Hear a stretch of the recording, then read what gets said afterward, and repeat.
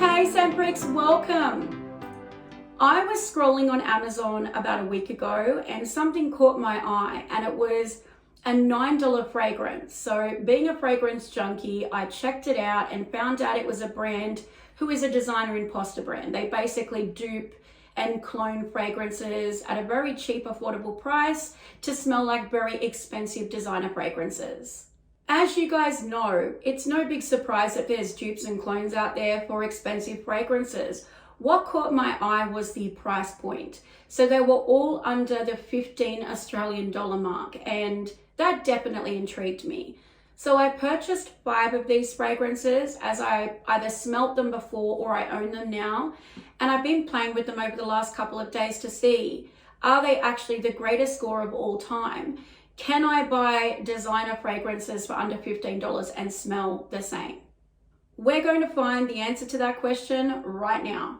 Don't forget to subscribe and hit notifications if you love all things fragrance.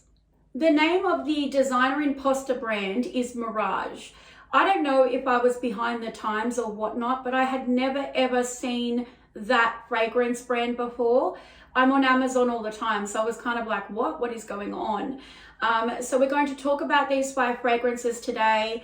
As I said, I either own them or I've used them several times and owned them previously, so I'm really familiar with them.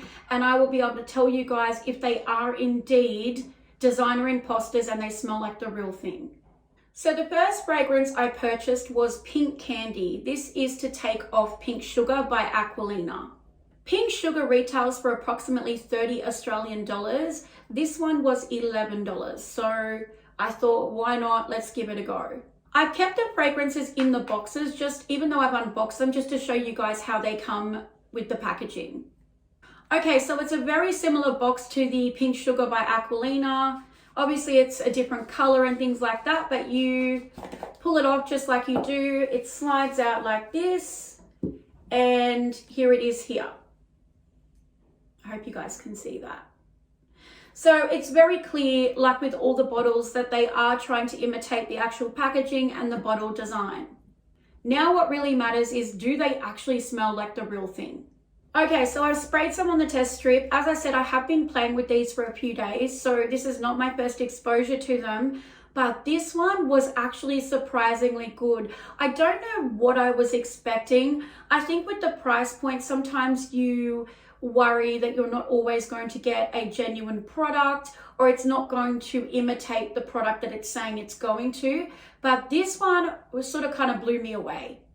It really does smell like Pink Sugar. Really the only difference that I could identify was that that licorice note in Pink Sugar is not as dominant in this fragrance. But even with all that said, it still totally reminds me of Pink Sugar. Another surprising little fact about this fragrance, which blew my socks off, was that this one lasted longer than its predecessor, Pink Sugar. I was so surprised.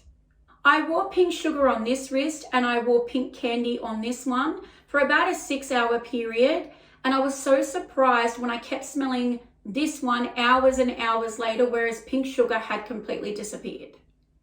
After this happened and Pink Candy outlasted Pink Sugar, I double checked to make sure what I was missing. It was kind of too good to believe. And I discovered that this is actually an EDP, whereas Pink Sugar is obviously an EDT. So that could possibly explain why as well. I'm definitely going to continue to purchase this fragrance instead of Pink Sugar. I mean, number 1, it outlasted Pink Sugar. Number 2, I got the same amount, if not more compliments wearing it than with Pink Sugar. And 3, it smells exactly like Pink Sugar, but it's $9. Are you kidding me? So it's pretty safe to say I will be repurchasing this one in the future. The next fragrance I purchased from Mirage is Cotton Candy, which is supposed to be a duplicate of Ariana Grande's Sweet Like Candy. This one was 14 Australian dollars for a 100ml EDP concentration bottle. Sweet Like Candy by Ariana Grande retails for $59.95 Australian dollars, so there is quite a significant price difference. So this is the packaging here, guys. It's in a similar sort of box.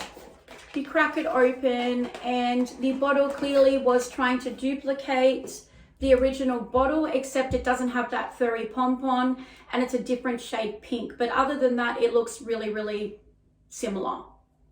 Okay, so to be completely honest, this one was not as impressive as the first one. I found it to be quite different to its predecessor. I think it's nowhere near as sweet to start with. Sweet Like Candy is a toothache-inducing fragrance. It's very gourmand, very candy-like, and this one just is nowhere near as sweet. The scent itself really changed quite dramatically within minutes, and it dried down to this bubble bathy body wash shampoo kind of vibe, and it just didn't last either. So for those reasons, I would not be repurchasing Cotton Candy. The third fragrance I purchased from Mirage was Sexy, and this one is supposed to imitate Scandale by Jean Paul Gaultier. They are both EDP concentrations. The only difference is Scandale is around 175 Australian dollars and this one is 14 Australian dollars.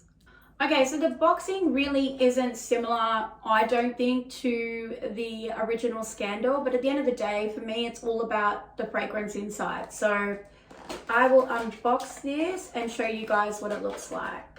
Okay guys, so that is it. As you can see, they've, definitely tried to take off Scandal with the legs, the style of bottle. Scandal has more of a round bottle, but the legs are certainly a hallmark fixture for Scandal.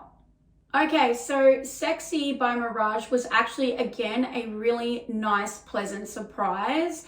It smells a lot like the original Scandal.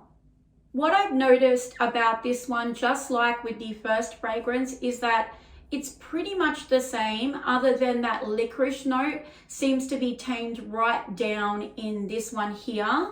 But everything else to me, the deep, thick, dense honey that Scandal is definitely right here. Longevity and projection again blew me away. It was 8+ hours I was wearing it and I could still smell it on my skin. So this one will definitely be a repurchase for me in the future. The next Mirage fragrance I purchased was La Bella, and it's supposed to be imitating La Vie est Belle by Lancome. La Vie est Belle retails for approximately 160 Australian dollars. This one here was 13 Australian dollars. So again, massive big price difference. The packaging for me personally, it looks a little tacky, but to be honest with you, at that price point, I don't really mind. I think, again, as I said before, it's all about the fragrance inside. The packaging you throw away, it's the perfume that really matters. They are obviously trying to imitate the original La Vie est Belle bottle with the bow and the shape of the bottle. It does feel quite plasticky and lightweight compared to the original La Vie est Belle, and the things like the lid and stuff, it's very plasticky, very finicky, feels quite cheap. Unfortunately, La Bella did not live up to my expectations of La Vie est Belle. It really was lacking that really yummy, gourmand, sticky sweetness that La Vie est Belle is famous for. It also, again, dried down to that kind of body washy shampoo kind of scent, which La Vie est Belle certainly never does. So I actually took note of the amount of time this took to get from that top note down to that body washy note. And it was really, really quick. It was within 2 minutes that it morphed into that bubble bath kind of scent. In my opinion, La Bella does not at all remind me of La Vie est Belle, and I will not be repurchasing this one.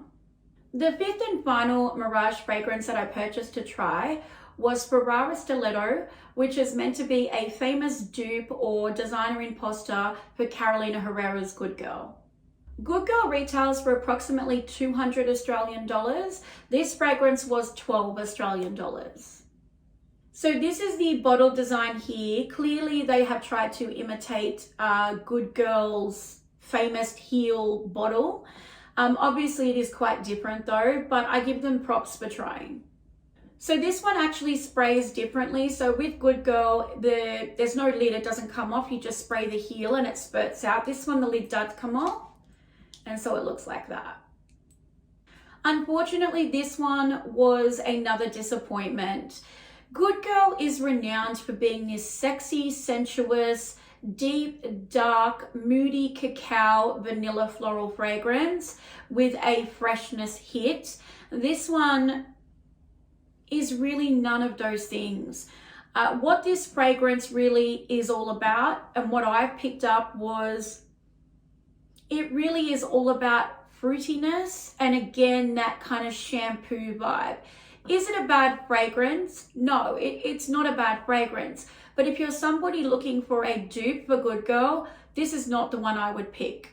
Another aspect that it lacks compared to Good Girl is that really unique, fresh kind of kick at the beginning of Good Girl before it goes sort of delves down into that deep sensual vanilla and cacao. And this one is just totally fruity all the way.